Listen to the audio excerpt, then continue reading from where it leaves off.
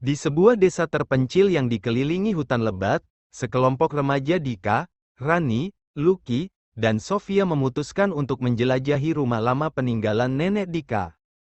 Saat mereka membuka pintu loteng, debu dan sarang laba-laba menyambut mereka. Di dalam, mereka menemukan sebuah buku tua berjudul Kisah Kegelapan Desa.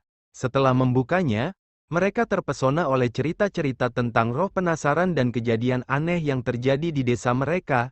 Dika, yang selalu skeptis, merasa ini hanya mitos, tetapi Rani terpesona dan meminta mereka untuk membaca lebih lanjut. Ketika mereka membaca kalimat akhir yang berbunyi, "Jangan sekali-kali ganggu yang terperangkap," suasana mendadak menjadi mencekam. Malam itu, mereka berkumpul di rumah Dika untuk mengadakan diskusi tentang buku itu. Suasana menjadi semakin tegang ketika listrik mati secara tiba-tiba. Dalam kegelapan, mereka mulai mendengar suara berisik dari luar jendela, seperti derap langkah. Dika menjadi semakin skeptis dan mencoba menenangkan Rani yang tampak ketakutan. Namun, saat Lucky membuka tirai, mereka melihat siluet hitam melintas. Semua terdiam.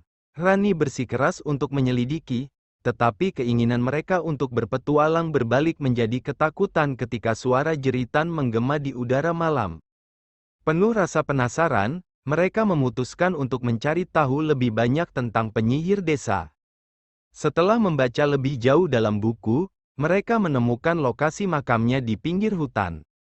Mereka berpetualang ke tempat itu, meskipun kesunyian hutan terasa menakutkan.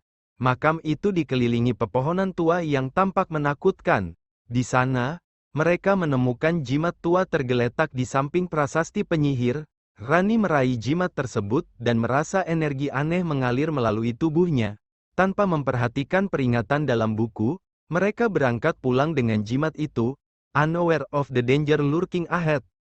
Kembali di rumah, Rani mulai mendengar suara lembut, mirip jeritan seorang bayi, datang dari arah hutan.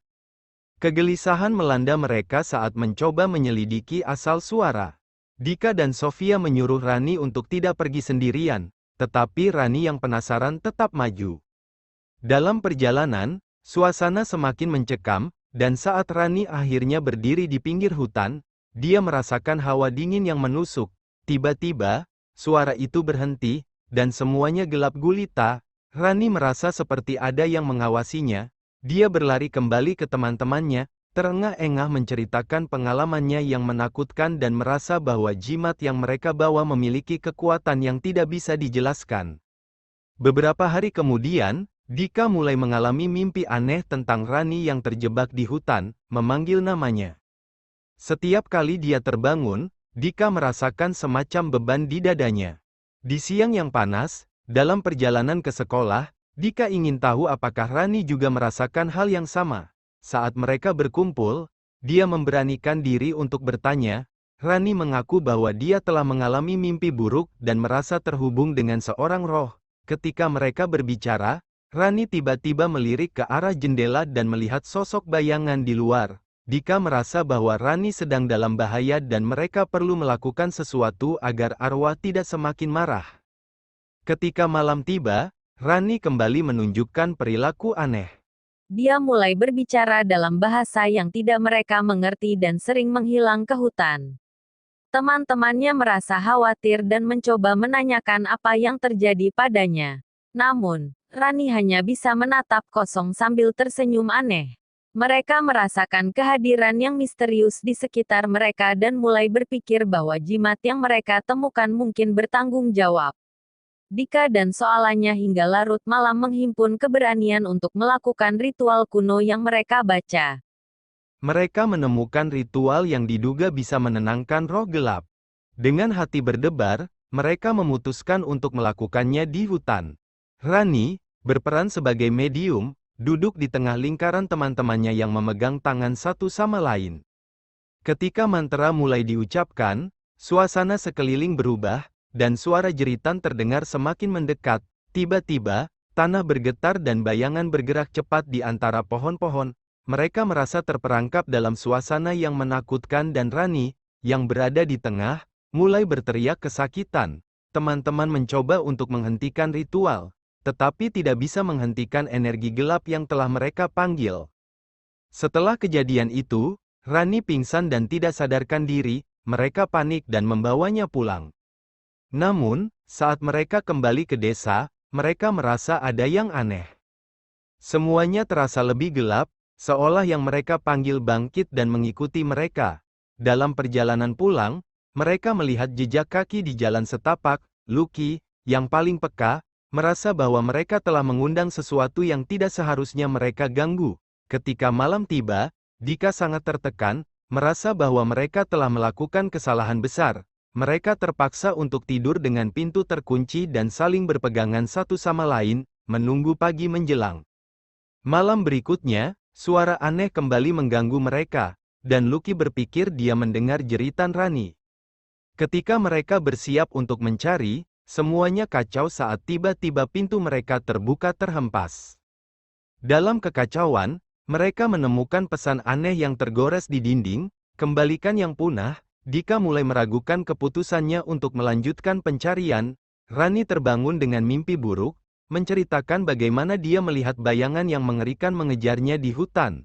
Teman-teman Dika berusaha menenangkan Rani tetapi merasa semakin terjepit dalam kegelapan yang merayap ke dalam hidup mereka. Keputusan diambil untuk meninggalkan desa untuk sejenak. Mereka berencana pergi ke kota terdekat, dengan harapan bisa kembali ke kehidupan normal. Namun, ketika berangkat, mobil mereka tiba-tiba mogok di tengah jalan raya yang sepi. Situasi menjadi menakutkan ketika lampu mobil mati, dan kabut tebal menutup lingkungan sekitar. Mereka tiba-tiba mendengar ketukan keras di kaca. Dika yang saat itu berada di kursi pengemudi menggigil ketakutan saat melihat bayangan di luar. Mobil tidak mau menyala meski mereka mencoba berulang kali. Dalam kepanikan, mereka harus berhadapan dengan sosok yang berusaha memasuki mobil. Setelah menghabiskan malam penuh ketakutan di dalam mobil, mereka akhirnya berhasil mencapai kota. Namun, mereka merasa tidak tenang, seolah ada sesuatu yang mengikuti mereka. Sekembalinya ke rumah, mereka melihat bayangan samar di cermin saat siang hari. Sofia, yang sebelumnya skeptis, sekarang mulai meragukan semua yang terjadi. Dia menjadi yang pertama merasakan dampak dari kehadiran yang mengikuti mereka. Dalam satu kejadian, dia melihat bayangan itu tersenyum, dan panik melanda.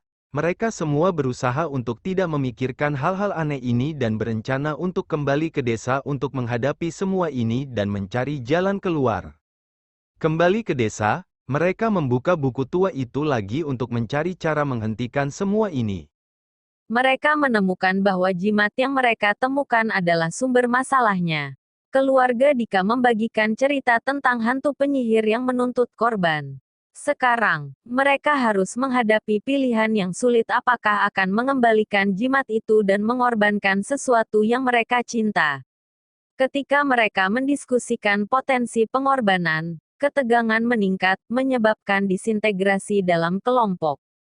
Disinilah kepergian Lucky terjadi, yang merasa tidak dapat melanjutkan ini. Ketegangan mencapai puncaknya ketika Lucky memutuskan untuk berangkat sendiri mencari solusi. Dika dan Rani berdebat keras, dan rasa keputusasaan membuat mereka berpisah. Rani, ditinggalkan sendirian, memilih untuk melanjutkan pencariannya sendiri sementara Dika merasa terjebak dalam keputusan yang diambil. Sofia, terjebak di antara keduanya, mencoba untuk menengahi tetapi situasi semakin rumit. Saat Dika melakukan pencarian di hutan untuk menemukan Lucky, dia menyadari bahwa ia juga terjebak dalam kegelapan hutan yang sama. Tanpa sepengetahuan mereka, Lucky terperangkap dalam bencana ketika dia menghadapi arwah sang penyihir. Arwah itu mendeman Lucky dan terus berjuang melawan rasa sakit emosional selama hidupnya. Hantu itu menuntut balas dendam dan Lucky, yang tak berdaya, menjadi bagian dari rencana jahat yang lebih besar. Rani khawatir ketika dia tidak mendengar kabar dari Lucky selama beberapa hari. Segera, Rani dan Dika bersatu kembali untuk mencari Lucky, saat Dika mulai merasakan kehadiran gelap di sekelilingnya. Saat Rani dan Dika saling mencari, mereka menemukan beberapa ciri yang menunjukkan bahwa Lucky telah mengganggu suatu kekuatan. Lucky menjadi lebih gelap, berpura-pura tidak terpengaruh tetapi sesungguhnya sedang dikendalikan. Mereka mulai mencari jalan toleransi untuk berhadapan dengan hantu dan menenangkan jiwa Lucky yang tersesat. Menyusuri jejak mereka sendiri, Rani dan Dika merasakan ikatan antara mereka semakin kuat, tetapi mereka juga terancam. Dalam pencarian yang membuat putus asa, mereka akhirnya menemukan pemandu yang dapat membantu mereka untuk menyelamatkan Lucky. Ritual untuk mengikat Lucky kembali menjadi hantu yang lebih kuat direncanakan. Pada malam yang gelap, semua pemain berkumpul, dan suasana menjadi sangat mencekam. Mereka harus melawan arwah penyihir dan kekuatan jahat yang telah mengancam mereka. Dalam satu pertemuan mempertaruhkan semuanya, Dika merasakan tatapan menyeramkan di sudut, seolah kehadiran Lucky telah sepenuhnya tercerabut dari jiwanya. Dia tahu bahwa mereka harus berjuang melawan kegelapan terlebih dahulu sebelum bisa mendapatkan kembali sahabat mereka. Apa yang terjadi selanjutnya mengejutkan mereka, arwah yang menakutkan mulai menyerang mereka tanpa ampun. Di tengah kekacauan, Dika terpaksa menghadapi kenyataan bahwa untuk menyelamatkan Lucky, salah satu dari mereka harus menjadi pengorbanan. Rani bersikeras bahwa dirinya harus melakukannya, tetapi Dika tidak bisa membiarkannya. Dalam ketegangan emosional, mereka berusaha untuk menggunakan kekuatan cinta dan persahabatan mereka untuk menghentikan kekuatan jahat. Diskusi antara hidup dan mati membuat Dika merasakan betapa besar harga yang harus dibayar. Rani berjuang antara melindungi sahabatnya dan mempertaruhkan hidupnya sendiri. Sesaat sebelum ritual terakhir dari perpisahan, mereka berkumpul di luar untuk melakukan mantra dengan keyakinan kembali. Mereka memanggil arwah yang terjebak dan semua yang pernah berhubungan dengan jimat. Rawat mantra yang diucapkan jari-jari mereka kemudian terasa berbeda. Mereka berhasil mengundang semua roh kembali, tetapi semua kembali tidak memudarkan rasa cemas dalam diri mereka. Dika merasa ada sesuatu yang mengawasi mereka. Saat ibunya yang telah meninggal mendekat dan meminta mereka untuk melepas segala sesuatu yang terikat, Rani berusaha untuk menyelamatkan Dika yang marah dan tidak ingin melepaskan sahabatnya. Ketika semuanya tampak berhasil, suatu bencana mengancam kehidupan desa. Hutan mulai terbakar, dan suara jeritan menjadi gemuruh di sekeliling mereka. Arwah penyihir dibebaskan dan semua yang dilakukan mereka tidak mengakibatkan apapun. Dalam kekacauan, Rani berusaha mencari Lucky saat Dika berusaha menghentikan kebakaran yang semakin membesar. Namun, sesuatu yang lebih gelap mulai muncul. Hantu penyihir tidak ingin salah satu dari mereka pergi tanpa mengisi kekosongan. Hantu ini menciptakan suasana menjadi lebih menegangkan, dan semua yang mereka selamatkan terancam. Setelah semua teror yang mereka hadapi, Dika dan Rani yang tersisa akhirnya berhasil melarikan diri dari desa. Dengan Lucky dan teman-teman yang hilang, mereka menyadari bahwa tidak semua yang berhubungan dengan sejarah desa berakhir bahagia. Di tengah jalur hutan, mereka menemukan diri berada di tempat baru yang lebih terang. Tetapi kampung mereka ditinggalkan, penuh dengan kisah yang tidak akan pernah terlupakan. Rani dibebani dengan rasa bersalah akan sahabatnya yang hilang.